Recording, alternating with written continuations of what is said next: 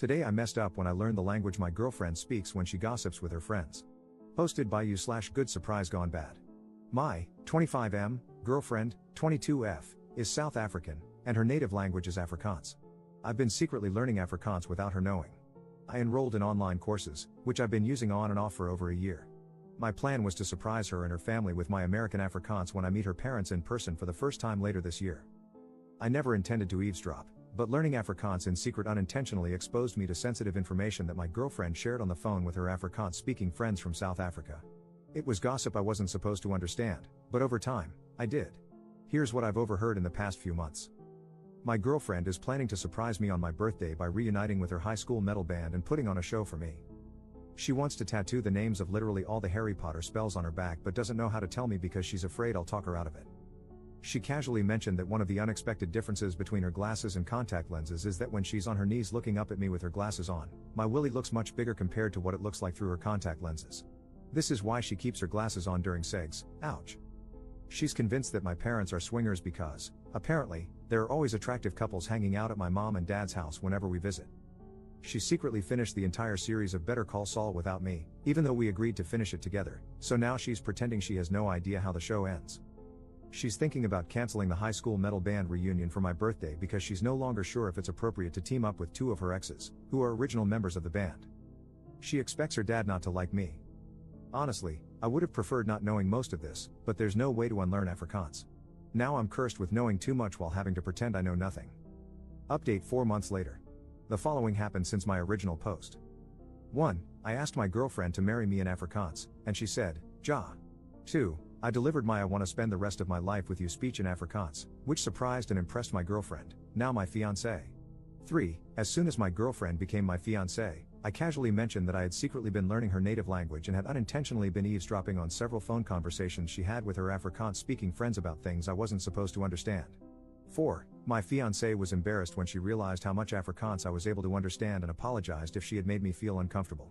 5. I accepted her apology, even though it was unnecessary, well, except for finishing Better Call Saul behind my back. That was playing with fire in our relationship, almost unforgivable.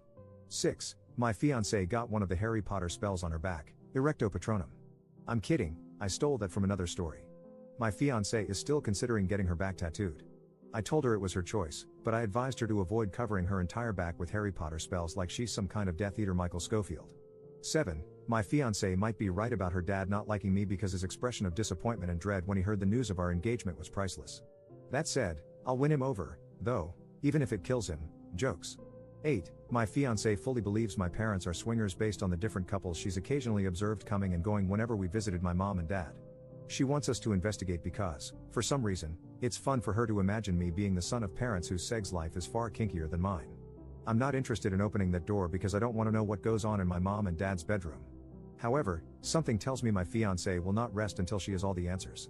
9. I made it clear to my fiancée that I had no problem with her reuniting with her high school band to perform at my birthday, unless it was uncomfortable for her that her exes were part of the band. My fiancée ultimately decided to cancel the band because of behind-the-scenes drama. The drummer, who was one of the exes, had apparently gained a lot of weight after high school and lost all confidence to perform in the band. The lead guitarist, the other ex, was only willing to participate if my fiancé agreed to play covers of gospel songs since he was now saved and no longer interested in playing the devil's music. The bass guitarist wanted money. 10. My fiancé still wears her glasses during sex. Second update 17 months later. Last time I was here, I shared an update related to my original post, but I deleted that update because I was excited to tell the internet, aka all of you, that my girlfriend and I got engaged. However, since then, not only have we gotten unengaged, but we've actually broken up. In my original post, my ex-girlfriend, who was still my girlfriend back then, had a wild theory that my mom and dad were swingers just because they always had people at their house. I never believed it, but I thought it was hilarious that someone thought my parents were that interesting. Not gonna lie, I struggled to move on after the relationship ended. My apartment had too many memories of my ex, so I called my parents to ask if I could stay with them for a bit to clear my head. They said yes. My dad even offered to pick me up, which I accepted. What should have been a 10-minute drive unexpectedly turned into a 45-minute one because my dad decided to take the long route back to their house. When he was done making dad jokes to help me get over my breakup, he started doing that weird dad thing where he's trying to bring up an awkward topic but finds it too uncomfortable to just spit it out. Instead, he ends up saying a bunch of words only he understands. I had to interrupt him and basically beg him to make sense. That's when my dad said that since it was unclear how long I was planning to stay, he felt compelled to prepare me for what I might see at the house. If my ex had been there at that moment, she would have punched me on the shoulder and said, "I freaking told you," because my dad went on to confirm her swinger theory. This meant it was no longer a theory but the truth, or as I like to call it, trauma. By the time we finally made it to the house, my dad had made sure I knew everything I needed to know. I even made a list based on what I learned from him.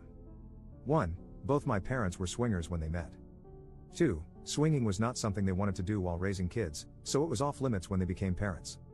3. To see if they still got it, my parents returned to swinging once they had the house to themselves again. Spoiler alert, they still got it. 4. Hosting swinger parties became something they did frequently, usually with themes. 5. My parents were planning to host another swinger party soon, but my mom was considering canceling it so I could stay for as long as I wanted. 6. If they canceled, it would be the first swinger party they called off since COVID. 7. The theme for the upcoming party was prom night.